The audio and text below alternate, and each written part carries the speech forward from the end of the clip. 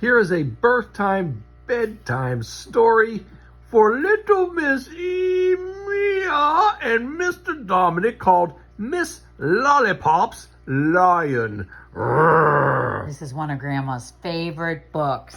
I can hardly wait. Miss Lola Lollipop paced the floor in her kitchen. She was terribly worried. There was very little food in the house and practically no money. And she had a great many mouths to feed. I'm so worried. I want to feed my little kids. Look at the empty cupboard, Pat. Oh, no. Your turn.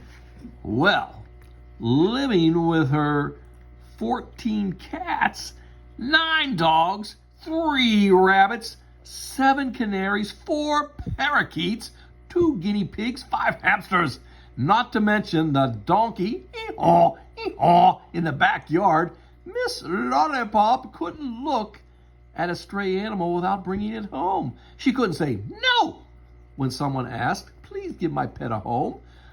I can no longer keep it." And homeless animals somehow knew they would find a very good place to stay if they came and sat on Miss Lollipop's doorstep. Look at all these animals. All the pets. I bet you she probably even had a couple pet spiders that we don't even see here, Dominic. Look, there's even birds. Miss Lollipop sighed a big sigh and began to divide the little food she had left. She gave each animal a little spoonful, even though there was hardly enough to go around. They all looked so hungry and begged for more. So she decided to give them her supper as well. Uh-oh, she heard a scratching noise at the front door. My, she said as the noise grew louder. Oh no, it must be a homeless cat or dog. I better go let it in. Well, Miss Lollipop opened the door, and there, on her doorstep, sat not a pussycat, not a dog, but a lion. The biggest lion Miss Lollipop had ever seen. "Oh, no! Come in, you poor thing," Miss Lollipop said to the lion. "Welcome to the family." But to herself she said, "Whatever shall I do? Where shall I find the food this poor homeless lion will need?" Oh, dear. The lion padded into the parlor and spied 6 cats and 5 of the dogs. He pounced on them, knocking over furniture, vases, and whatever was in his way. Oh no, what's happening, Pat? He's chasing him, Grandma. Well, he chased the cats and he chased the dogs. He snarled at the parakeets and he roared at the hamsters. He put his big paw on one of the little rabbits and held him fast. He let him go and caught him again, making a terrible rumbling noise all the while. I don't know if I want to eat you or play with you.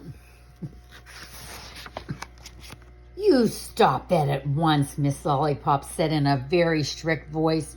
Aren't you ashamed teasing someone so smaller than you? The lion looked very surprised and let the rabbit go. He lay down and did not move, even though one of the pussy cats were playing with a fringe on his tail. "I'll fix you something to eat and you have a bath," Miss Lollipop said. "All the pets who come to stay with me must have a bath. That's the rule of the house." She ran the bath water and fetched the scrubbing brush. "Come along now," she said to the lion. But the lion would not budge. He did not look as if he wanted a bath at all. No use arguing with me, said Miss Lollipop. She pushed and pulled and heaved and shoved until she got the lion into the tub. Plunk! The lion opened his mouth and showed all his big teeth. He growled in a nasty sort of way. And Miss Lollipop paid no attention. She scrubbed and soaped and washed as if she didn't even hear him. She knew how to bring up pets the proper way. I don't want to have a bath.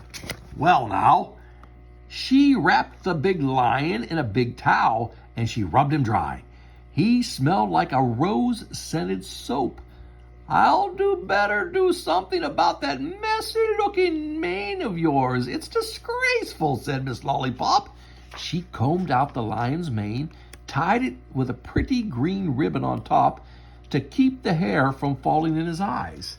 "Now, you may stay in the parlor and play with the other pets, and I will fix you something very, very, very good to eat," said Miss Lollipop. She searched the almost empty icebox, where all she could find was her own supper, 2 hamburgers and a little leftover rice.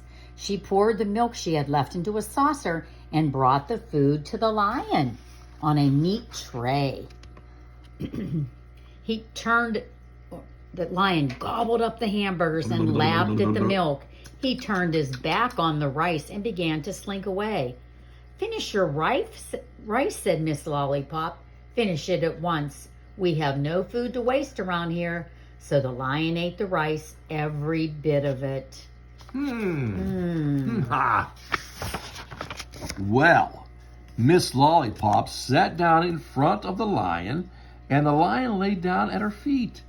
He purred, brr, a while, and then he was fast asleep.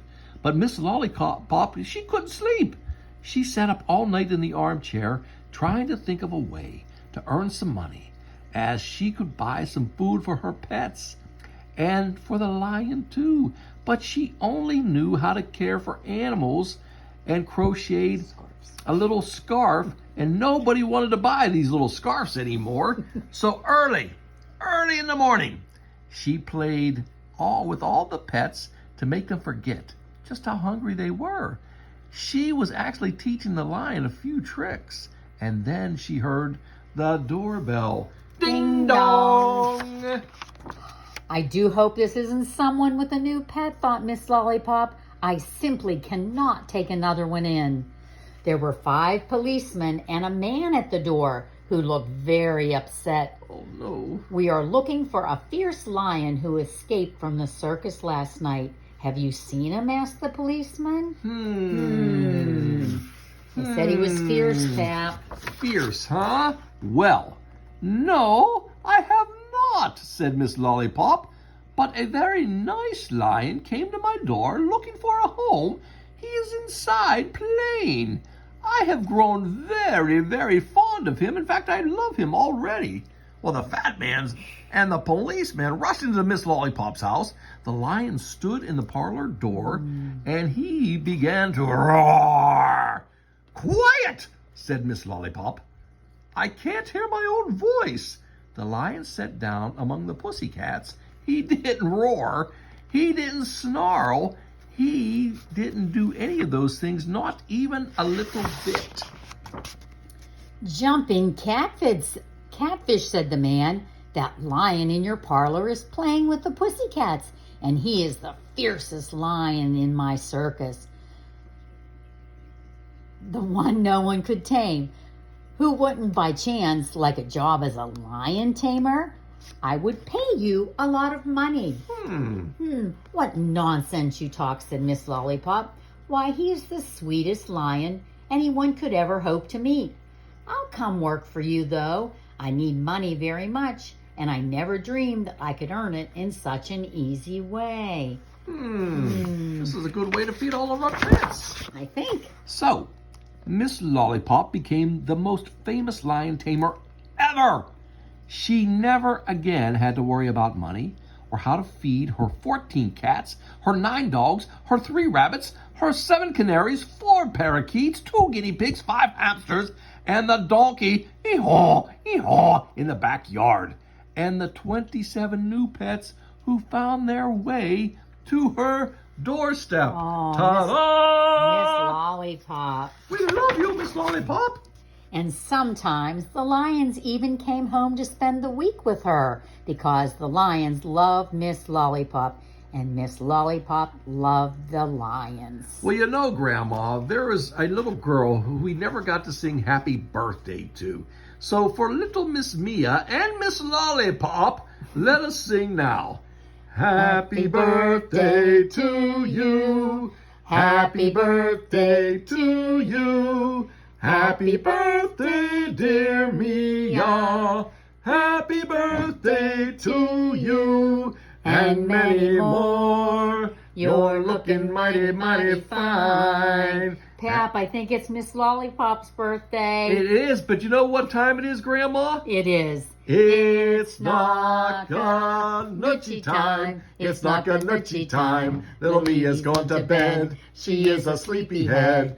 It's knock on noochie time. It's knock on noochie time. Little Dominic's going to bed. He is a sleepyhead. We love you. We hope you had a good birthday. Keep celebrating and love our stories. We'll see you soon. We love you.